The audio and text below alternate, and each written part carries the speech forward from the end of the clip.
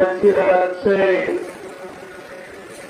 যখন ঢাকা থেকে উত্তম রাজধানীর উদ্দেশ্যে জানা যায় যে মানুষের ঢল শীত দেখানোর চেষ্টা করছি, অন্য কোনো উদ্দেশ্য নাই, অন্য কোনো কিছু নাই।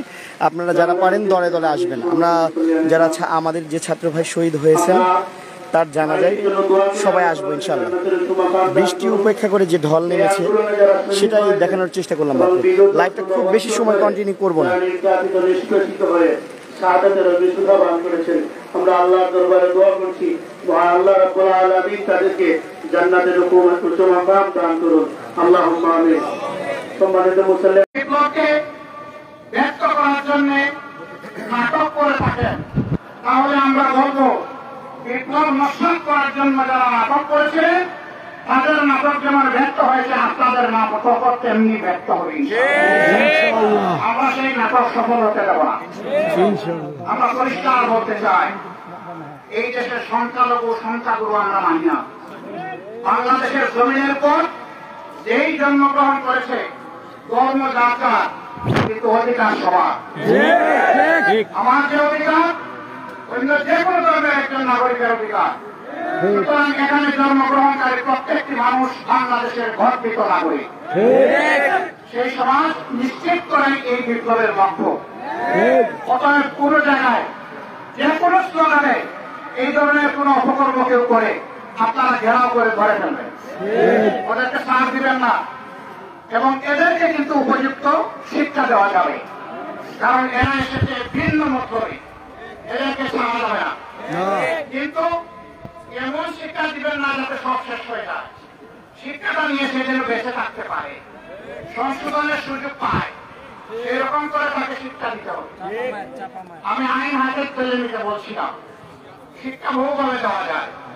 আমরা এমন শিক্ষা দেব যেটি হবে মানবিক, যেটি হবে ভদ্র, যেটি হবে শিক্ষানীয় এবং যেটাকে গোটা দুনিয়ার বিবেকবান সমাজ প্রশংসা করবে ইনশাআল্লাহ। ইনশাআল্লাহ। আমার সময় তো হয়ে আমি কথা বলবো, আমি কথা এখানেই শেষ করতে চাচ্ছি। আসুন, যার লাশ সামনে নিয়ে আসতে আমরা কথা বলছি, একটু পরেই সেই লাশটা আর একটু সামনে চলে যাবে এবং আমরা দাঁড়িয়ে যাব তাকে জীবনের শেষ বিদায় সম্বর্ধনা জানাচ্ছি। মনের সকল আবেগ, আকুতি, ভালোবাসা, শ্রদ্ধা নিয়ে ইনশাআল্লাহ আমরা তাকে বিদায় দেব। আমরা মহান মাহবুবের কাছে তুলে দিব। একটু পরে তার গ্রামের বাড়িতে তার দাফন হবে। আমরা রাসূল করিম সাল্লাল্লাহু আলাইহি ওয়াসাল্লামের মিল্লাতে তাকে অর্পণ করব। তখন থেকে শুরু করে আল্লাহ রাব্বুল আলামিন পুরাই তার জীবনকে অভিভাবক সম্মানিত ভাইরা, আমি শহীদের গর্বিত পিতাকে আরেকবার সালাম জানাই। বড় সৌভাগ্যবান আপনারা। আল্লাহ হাবিব বলেছেন, কারো সন্তান যদি শহীদ হয়, কারো ভাই যদি শহীদ হয়, কারো স্বামী যদি শহীদ হয়, তাহলে ওই শহীদ আদালতে আখেরাতে ইয়ামুত তালাতে মানুষ যখন আল্লাহর সাথে অত্যন্ত নিরুপায় ও সহায় হয়ে হাজির হয়ে যাবে, সেই দিন তার পরিবারে এমন 70 জন মানুষ যাদের জন্য আল্লাহ জাহান্নামের ফায়সালা ঘোষণা করেছেন, শহীদ তাকে বলবেন, আব্দুল নবী, আমাকে তুমি জীবন দেবেন, সর্বোচ্চ একটা সম্পদ দিয়েছি, আমি তোমার জন্য সেটা উপহার দিয়েছি, আমি এখন তার বিনিময়ে ছিল।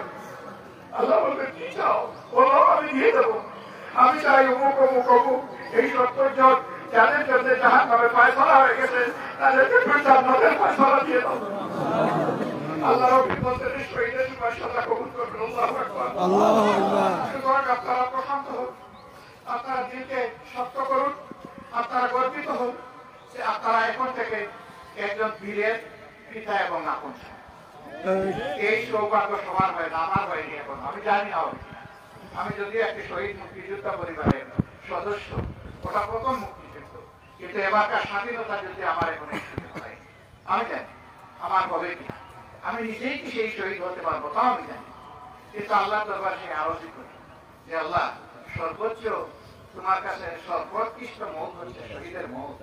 তুমি আমার মৌতটা অনেক বাংলাদেশকে দিচ্ছ, তুমি দিবা, তুমি আমাকে শহীদের মালায় তুমি একটা মুক্তির থানা হিসাবে এবং যদি তোমার দিনের প্রয়োজনে, তোমার প্রয়োজনে তোমার এই গোলামের লাশটা তোমার শত্রুরা টুকরা টুকরা করে ফেলে, তাহলে আমার দেহের প্রত্যেকটা টুকরাকে তুমি ইনসাফ এবং দ্বীন কায়েমের ফাউন্ডেশনের ইট বানাই। সম্মানিত ভাইরা, রাজশাহীর ময়দানকে আল্লাহ কবুল করুন। একটা বেইনসাফি মুক্ত, ইনসাফ যুক্ত একটা ময়দান আল্লাহ তৈরি করে দিন। এখানকার যুবকদেরকে আল্লাহ তাআলা বিবেক দিন, ঈমান দিন, দেশপ্রেম দিন। তারা যেন দেশপ্রেম, ঈমান এবং বিবেকের শক্তি নিয়ে জাতির জন্য আগামীর একটা সমাজ গঠন করে দিয়ে যেতে পারে। আমরা এখন খবরের প্রশাসন, দেশ এখন তোমাদের, আগামী তোমাদের হাতে আমরা তুলে দিলাম। আমাদের প্রিয় সন্তানেরা, যুদ্ধ তোমাদের শেষ হয়নি, কেবলই শুরু। শুরু হলো কেবল শেষের ধাপ।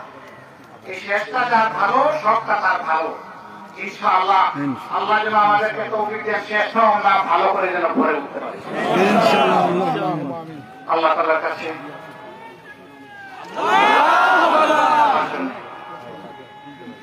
এই পরিবেশে এখানে হাজির হওয়ার জন্য আমরা যারাই হাজির হতে পেরেছি তাদের সবাইকে আল্লাহ কবুল করুন, সবাইকে আল্লাহ মাফ করুন, এই সন্তানকে আল্লাহ শহীদ হিসেবে কবুল করুন। সুবহানাকাল্লাহুম্মা ওয়া বিহামদিকা আশহাদু আল লা ইলাহা ইল্লা আনতা সুবহানাকা আস্তাগফিরুকা ওয়া আতুবু ইলাইক। আসসালামু আলাইকুম ওয়া রাহমাতুল্লাহি ওয়া বারাকাতুহু।